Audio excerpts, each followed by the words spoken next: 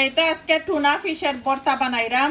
আর এখানের মধ্যে দেখতেও পাররা পরিমাণ মতো পেঁয়াজ, লটস অফ কাঁচা মরিচ লইছি। অনেকে আছেন আমার সুন্দর সুন্দর কমেন্ট করেন, থ্যাংক ইউ এভরিওয়ান।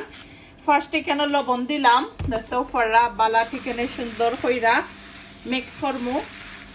যারা জাল বেশি বালা পায় না আমার মতো, দেখো লটস অফ কাঁচা মরিচ আদ করছি। আর খুবই মজা লাগে কিন্তু জাল দিয়া খাইলে। রামিসা, রায়হান, রিয়ানা, রিজন তারা খেয়েও একটা খাইতা নাই, একদম তারা লাইক করেন না একটা।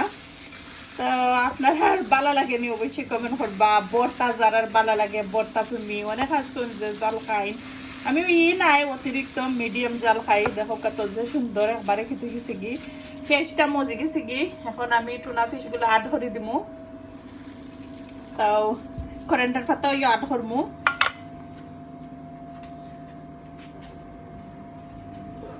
আর অবশ্য বাসাত ফ্রেশ করেন্টার পাতা থাকলে আট করবা।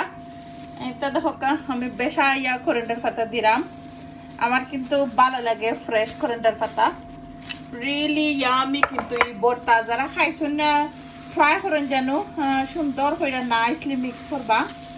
আর আমি ওলা নাইসলি বালায় মিক্স করবো। লোক দেখো কত নাইস ওখানেও লাগে। যারা বালা ফাইন পছন্দ করেন টুনা ফিশ।